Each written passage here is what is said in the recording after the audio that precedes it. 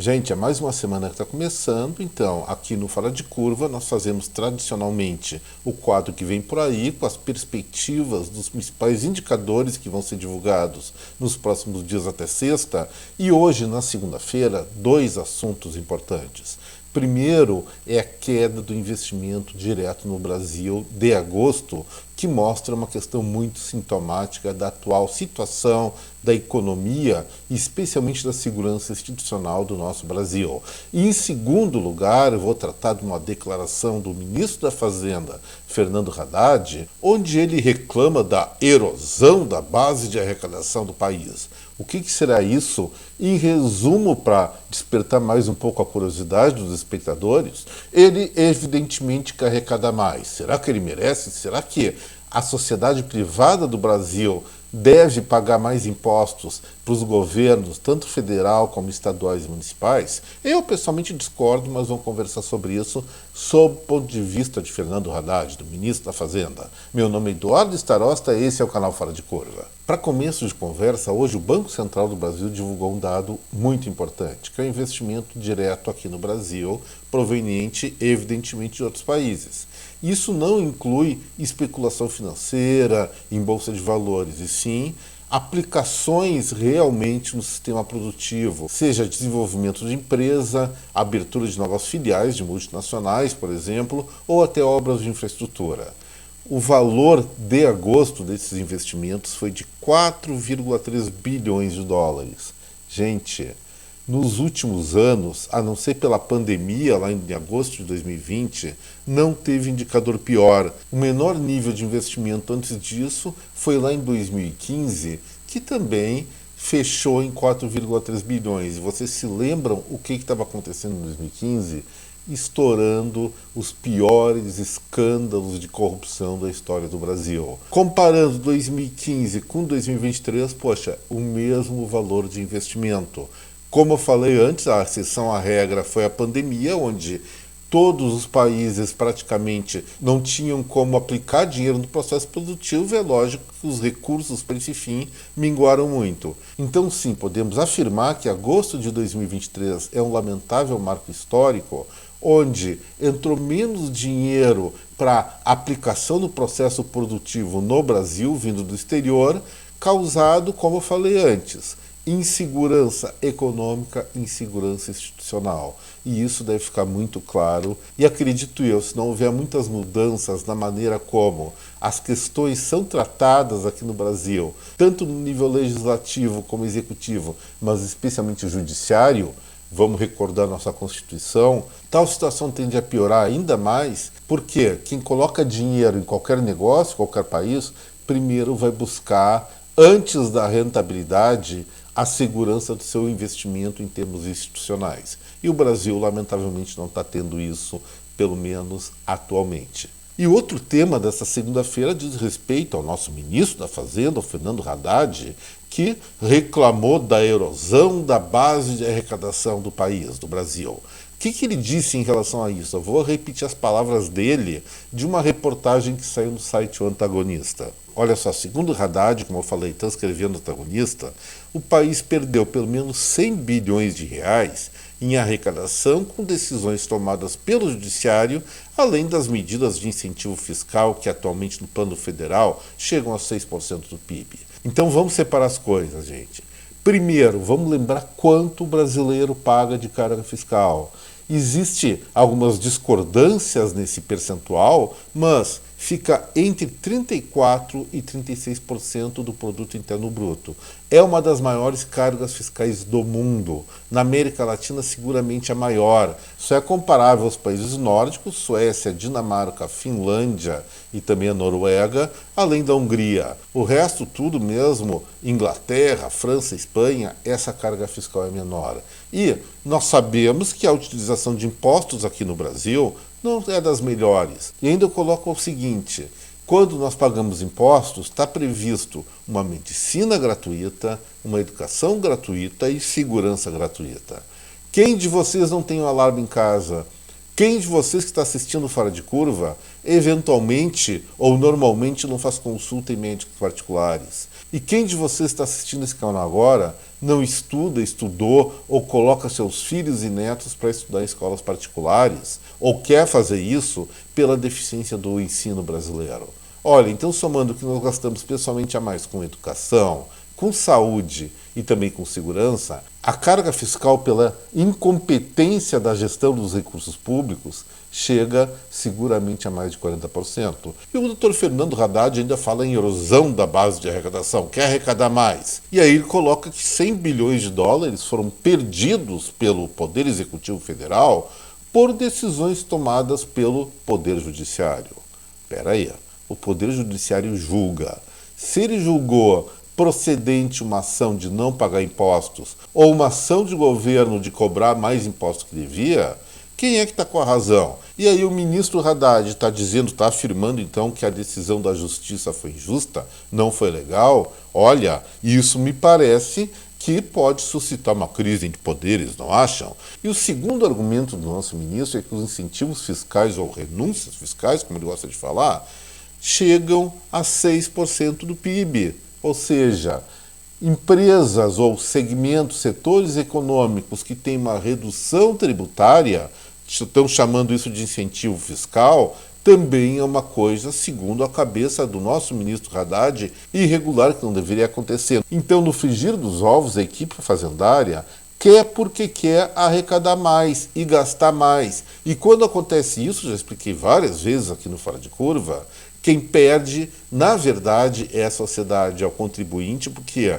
esse dinheiro dos impostos sai do nosso bolso, seja gente rica, seja classe média, seja pobre. Normalmente aqui no Brasil é sobre impostos sobre consumo, que por essa reforma que passou já na Câmara dos Deputados e deve passar no Senado, tende a superar 25% da alíquota do valor dos produtos e serviços que nós consumirmos. Isso é um absurdo, gente. E ainda eles buscam arrecadar mais e mais, falando, até a frase é bonita, que a base de arrecadação está erodida. Erodidos estamos nós, cidadãos brasileiros, que pagamos cada vez mais impostos, a perspectiva é pagar ainda mais, sem uma mínima contraprestação razoável do poder público. Isso não é justo. Além de ser injusto, isso vai gerar mais penúria para o país, porque menos dinheiro no bolso da sociedade civil e mais grana nos cofres públicos significa mais gastos irresponsáveis, menos gastos focados, menos reprodução do capital, e aí sim nós temos um colapso econômico. De novo eu vou repetir, olha o que aconteceu com a Argentina, olha o que aconteceu com a Venezuela. A tese aqui é seguir esse mesmo caminho. E dentro das nossas prerrogativas legais, que não sei se nós temos ainda ou não, eu defendo a ideia de que nós não podemos aceitar tal descalabro e tal maluquice. Gente, agora vamos para o quadro que vem por aí. Amanhã, na terça-feira, vai sair a antecipação da inflação de setembro, o IPCA 15, feito pelo IBGE, Índice de Preço ao Consumidor Amplo, meio do mês. A perspectiva é que a inflação brasileira, pelo menos nesse período, fique ao redor de 0,28%, 0,3%, se não for maior. Nós sabemos que vai haver, sim, impacto de preço de combustíveis nesse período, além de alguns outros reajustes, tendo como contraposição ainda provavelmente uma queda do preço dos alimentos. Mas tirando a questão da alimentação, isso que me preocupa, isolando a alimentação do contexto do índice de preços ao consumidor do Brasil, vários países fazem isso como núcleo inflacionário, os preços em setembro devem evoluir, pelo menos agora no meio do mês, mais de 0,5%. E isso é uma situação muito grave que compromete a estabilidade econômica de longo prazo aqui no Brasil. Já na quarta-feira, o Banco Central vai divulgar o volume de empréstimos bancários do mês de agosto. A perspectiva é que tenha uma queda de 0,3%, 0,2%, como foi no mês anteriormente divulgado, julho, retração de 0,2%.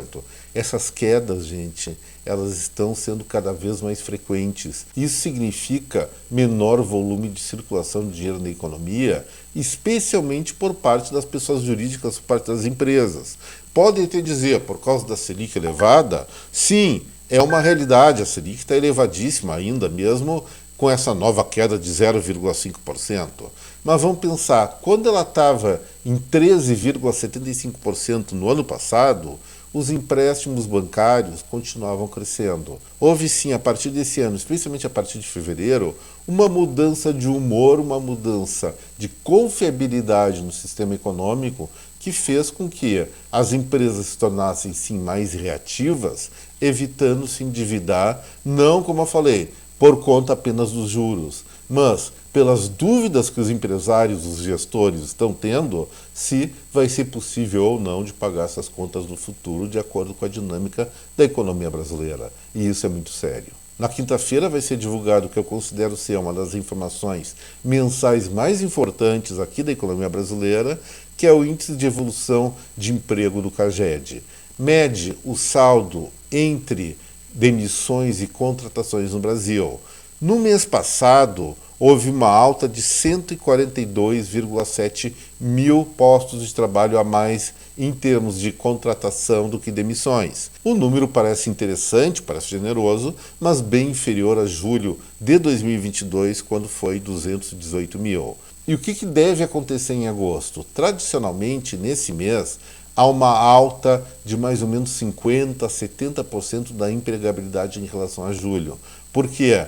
É o momento em que, especialmente, o setor industrial começa a contratar trabalhadores temporários para fazer frente às encomendas concentradas no final de ano. Por conta das festas de Natal, no Novo, normalmente o setor de comércio e serviços fazem mais pedidos em carteira e isso alavanca emprego. E se não houver essa alta correspondente a pelo menos 50% de empregabilidade de agosto em relação a julho, vai significar que o Brasil, sim, está enfrentando fortes problemas de desaceleração do processo econômico, como já foi comprovado tanto pelo IBCBR, que é a mensuração do PIB do Banco Central, como por indicadores, especialmente da indústria de transformação brasileira, que vem no vermelho praticamente desde o início do ano. Atenção nessa informação, que ela vai ser muito reveladora do que está acontecendo nas últimas semanas aqui no Brasil e o que deve ocorrer no futuro próximo. E finalmente, meio coincidindo com o CAGED, o saldo de empregos, vem a taxa de desemprego. O conceito é diferente. Quando eu trato do CAGED, do Ministério do Trabalho, eu estou calculando o saldo entre as pessoas que foram admitidas e demitidas. Na taxa de desemprego, que o IBGE chama de taxa de desocupação, eu vou medir o percentual das pessoas que estão procurando trabalho em relação à população economicamente ativa. É um conceito parecido, mas diferente. O que vem acontecendo nos últimos meses, segundo o IBGE, é uma queda paulatina, tímida, mas paulatina dessa taxa de desemprego, pautada especialmente no crescimento do emprego público. Em termos de emprego privado, trabalhadores com carteira assinada, a maior parte dos meses, o IBGE vem relatando queda de empregabilidade, e essa é a minha preocupação. Aumentar emprego através do setor público, inicialmente é uma coisa fácil, mas significa o quê? Mais necessidade de recursos para pagar os salários das pessoas que estão entrando no serviço público. E de onde que vem esse dinheiro? Do nosso bolso através de impostos. E isso acaba, evidentemente, reprimindo ainda mais o emprego privado por conta das pressões tributárias que fazem com que as empresas se tornem mais reativas em termos de ampliar seus negócios e até as próprias famílias fiquem sim mais conservadoras na hora de seus gastos. Ou seja, é uma roda da economia que começa a rodar em marcha ré. Gente, assim encerrando o quadro que vem por aí, está encerrada a nossa conversa de hoje, o vídeo do Fora de Curva. Espero que vocês tenham gostado dessa película e se gostaram, não esqueçam do like, do compartilhamento, e aos novos que estão assistindo o canal pela primeira vez, eu faço convite para se inscrever aqui, que vale a pena. Sempre temos informações analisadas de forma diferenciada, não pensando em paixões políticas e sim na verdade ou nas mentiras que elas estão refletindo, com perspectivas para saber as consequências dessas verdades ou mentiras, dados bons ou dados ruins, no futuro do nosso país, do Brasil. Gente, então, muito obrigado pela atenção, um forte abraço a cada um de vocês, uma excelente semana, até breve, tchau.